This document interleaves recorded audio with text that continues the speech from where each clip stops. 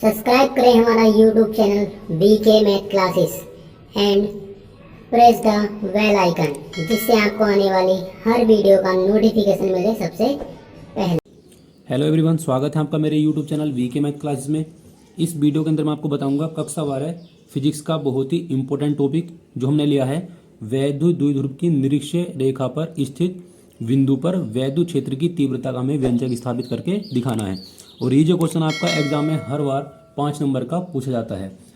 तो वीडियो को शुरू करने से पहले अगर आप मेरे चैनल पर नए हैं तो चैनल को सब्सक्राइब कर लें और बेल आइकन को प्रेस कर लें, जिससे आपको आने वाली हर वीडियो का नोटिफिकेशन मिल जाए सबसे पहले। तो आइए शुरू करते हैं। तो इस क्वेश्चन को शुरू करने से पहले हम क्या लिखेंगे, यहाँ पर हमें हेडिंग डाल देंगे निरीक्षीय स्थिति। तो यहाँ पर हम लिख लेंगे, यहाँ पर आप डायग्राम देख सकते हैं, इसका मैंने डायग्राम बना रखा है और हमें इस डायग्राम के अकॉर्डिंग इसकी डेफिनेशन लिखनी है। तो यहाँ पर आप देख सकते हैं, ये आपका बिंदु ए है और ये आपका बिंदु क्या है, बी। तो बिंदु ए और बिंदु बी जो है आपका -q और +q से मिलकर बना हुआ है, तो इसे हम बोलेंगे द्विध्रुव। तो -q और +q जो आपका द्विध्रुव है, तो यहाँ पर हम लिखेंगे कि एक द्विध्रुव ए बी दो आवेशों -q व +q से मिलकर बना है और यह एक ऐसे माध्यम में है जिसका परावैद्युतांक k होता है। अब परावैद्युतांक का मतलब ये होता है कि यहाँ पर आपकी वायु नहीं है, इस वायु के स्थान पर आपका कांच, तेल, मतलब कोई भी माध्यम हो सकता है। बहरहाल वहाँ पर वायु नहीं है। इतना लिखने के बाद हम यहाँ पे लिख लेंगे, इस द्विध्रुव के मध्य बिंदु O से, यहाँ आपका क्या है, मध्य बिंदु है, मध्य बिंदु से लंब अर्धक रेखा, यहाँ आपकी क्या है, लंब अर्धक रेखा है। लंब अर्धक रेखा से बिंदु P पर हमें क्या करना है, वैद्युत क्षेत्र की तीव्रता ज्ञात करनी है। और आप यहाँ पर देख सकते हैं, मैंने सेम डेफिनेशन यही लिखी हुई है और यही इसका डेफिनेशन होती है। अब हम क्या करेंगे, ये आपको जो ऊपर वाला पद है इसको हम क्या कर लेंगे, यहाँ पर अलग डायग्राम में अलग लिख लेंगे। अब यहाँ पर आप देख सकते हैं, ये जो दूरी आपकी क्या है, r है, ये दूरी आपकी कितनी है, l हो जाएगी, क्योंकि टोटल दूरी आपकी 2l होती है। तो यहाँ पर आपकी हो जाएगी l और ये भी हो जाएगी आपकी l। अब हम क्या करेंगे, ये आपका है आधार और ये आपका क्या है, लंब। तो यहाँ पर हम पाइथागोरस प्रमेय लगाकर यहाँ से इसका कर्ण निकाल लेते हैं। तो यहाँ पर हम कर्ण जो है वो डायरेक्ट लिख रखा है, √r² + l²। और ये आपकी जो दूरी है, बिंदु ए से पी की दूरी और बिंदु बी से पी की दूरी आपकी क्या है, दोनों समान ही है। अब हम क्या करेंगे, इस वाले पद को इधर बाहर निकाल लेंगे। अब यहाँ पर आप देख सकते हैं, ये जो आपका बिंदु है, अगर हम इस लाइन को आगे बढ़ा देते हैं तो ये बन जाएगी आपकी x अक्ष और ये बन जाएगा आपका y अक्ष। तो जब हम x अक्ष पर घटक लेते हैं और y अक्ष पर घटक लेते हैं, तो y अक्ष पर हम घटक लेते हैं साइन थीटा के रूप में और वो y अक्ष पर हम लेते हैं साइन थीटा के रूप में और x अक्ष पर लेते हैं हम कोस थीटा के रूप में। तो यहाँ पर हम लिख लेंगे, अब देखो ये साइन थीटा है और यहाँ पर क्या है, कोस थीटा है। तो इसे हम लिख लेंगे E1 साइन थीटा, इसे लिख लेंगे हम E2 साइन थीटा। तो E1 साइन थीटा व E2 साइन थीटा की जो दिशा है वो क्या आपस में विपरीत हैं, अलग अलग दिशाएं हैं। जब दिशाएं इनकी अलग अलग होंगी तो ये आपस में क्या होंगी, निरस्त हो जाएंगी, मतलब कैंसिल हो जाएंगी। लेकिन यहाँ पर आप देख सकते हैं कि जो E1 है ये आपका क्या होगा, E1 कोस थीटा होगा और यहाँ पर क्या होगा, E2 कोस थीटा होगा। तो E1 कोस थीटा व E2 कोस थीटा की दिशा समान होने के कारण ये क्या होंगी, आपस में जुड़ जाएंगी। अब हम यहाँ पर लिख लेंगे कि -q आवेश से बिंदु P की जो दूरी है वो आपकी क्या है, √r² + l² है। इसी प्रकार आपकी जो आवेश q है इसकी भी दूरी आपकी कितनी है, यही है, क्योंकि दोनों देखो दूरी आप डायग्राम में देख सकते हैं बिल्कुल सेम है। अब हम क्या लिखेंगे, बिंदु A के कारण P पर हमें तीव्रता निकालनी है, यानी कि इस वाले पॉइंट से बिंदु P पर कितना तीव्रता पहुँचेगी वो हमें निकालना है। तो इसके लिए हम फॉर्मूला लगाएंगे, E1 मान लेंगे इसे 1/4πε0 k और q बटे यहाँ पर होता है r², जो मेन फॉर्मूला होता है उसके अंदर r² होता है। लेकिन यहाँ क्या करना है, हमें r की जगह ये वाली दूरी लगानी है और ये क्या दूरी आपके अंडर रूट में है। तो हम रूट वाली संख्या का वर्ग करते हैं तो ये रूट हट जाएगा। तो यहाँ आपका बचेगा E1 बराबर, यहाँ लिख लेंगे E1 बराबर 1/4πε0 k और q बटे r² + l²। और ये आपका क्या है, मात्रक न्यूटन प्रति कूलम। तो कभी कभी एग्जाम में विकल्प में तीव्रता का मात्रक पूछ लेता है, तो मात्रक जो होता है इसका आपका न्यूटन प्रति कूलम होता है। अब हम क्या करेंगे, इसी प्रकार लिखेंगे कि बिंदु B के कारण P पर तीव्रता कितनी होगी। तो बिंदु B के कारण P पर जो तीव्रता होगी वो बिंदु A के बिल्कुल क्या होगी, समान होगी। समान क्यों होगी, क्योंकि इनकी जो दूरी है वो क्या आपस में बराबर है। तो E1 का मान आपका ये है और E2 मान आपका ये है।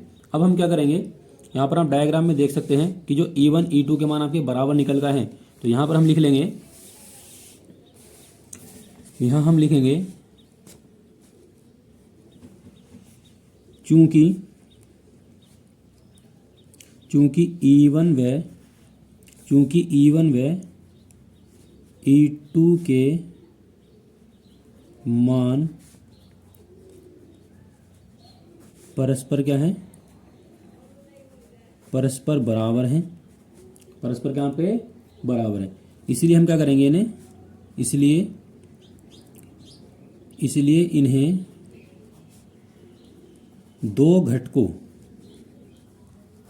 घटकों यानी कि समांतर व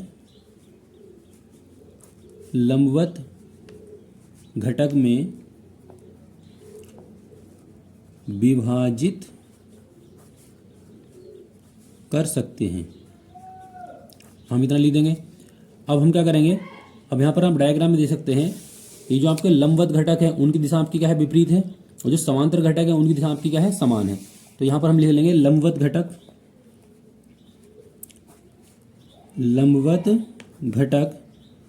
E1 साइन थीटा व E2 साइन थीटा की दिशाएं विपरीत होने के कारण ये परस्पर क्या हो जाएंगे, निरस्त हो जाएंगे, मतलब कैंसिल हो जाएंगे,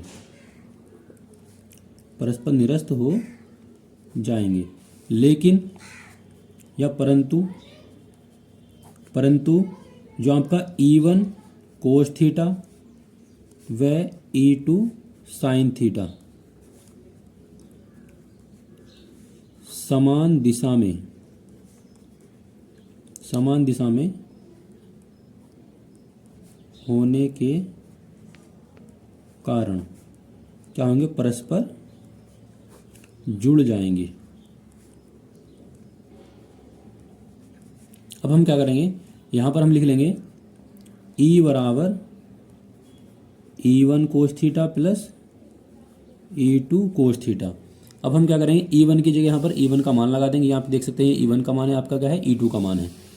तो ये हो जाएगा आपका E बराबर, E1 का मान आपका है 1/4 पाई एप्सिलॉन 0 K और Q/r² प्लस L², और इनटू में यहाँ पर लिख लेंगे कोस थीटा, प्लस E2 का मान लगा देंगे। E2 का मान है 1/4 पाई एप्सिलॉन 0 K और Q/r² प्लस L², और यहाँ भी आपका लिखा हुआ है कोस थीटा। अब यहाँ पर आप देखते हैं ये वाला पद और ये वाला पद आपका क्या है, बिल्कुल सेम है। तो हम क्या कर लेंगे, दोनों को जोड़ लेंगे। तो ये हो जाएगा 2 गुणा 1/4 पाई एप्सिलॉन 0 K और Q/r² प्लस L² और इंटू में आएगा आपका कोस थीटा, और यहाँ आपका लिखा हुआ है E। अब हम क्या करेंगे, चित्र की सहायता से हम कोस थीटा का मान निकालेंगे। अब कोस थीटा बराबर क्या होता है आपका, आधार बटे कण। तो यहाँ पर हम डायग्राम में देख सकते हैं, ये इसका क्या है आपका आधार और ये आपका क्या है कण। तो आधार इसका आपका L है और कण आपका क्या है, √r² प्लस L²। तो हम क्या करेंगे, इस कोस थीटा की जगह हम ये वाला मान इसमें लगा देंगे। तो ये आपका बन जाएगा E बराबर 2 गुणा 1/4 पाई एप्सिलॉन 0 K और Q/r² प्लस L², और कोस थीटा का मान लगा देंगे। कोस थीटा का मान आपका है L/√r² प्लस L²। अब ये 2 Q और L को हम ले लेंगे एक साथ, तो ये हो जाएगा आपका 1/4 पाई एप्सिलॉन 0 K, ये हो जाएगा आपका 2QL बटे, अब यहाँ पर आप देखेंगे r² प्लस L² और इनटू में लिखा आपका r² प्लस L²। अब चूंकि आपको ये फॉर्मूला पता होगा कि P बराबर होता है आपका 2QL, तो इस वाले की जगह हम क्या लगा देंगे, P लगा देंगे, और 1/4 पाई एप्सिलॉन 0 K, ये हो जाएगा आपका P/r²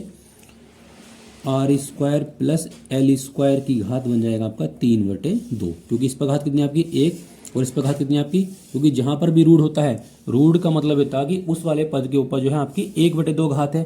तो 1/2 घात आपकी ये और 1 घात आपकी ये जुड़ कर जाएंगे आपकी 3/2, यानी कि 1 प्लस आधा, तो हो जाएगा आपका 1.5।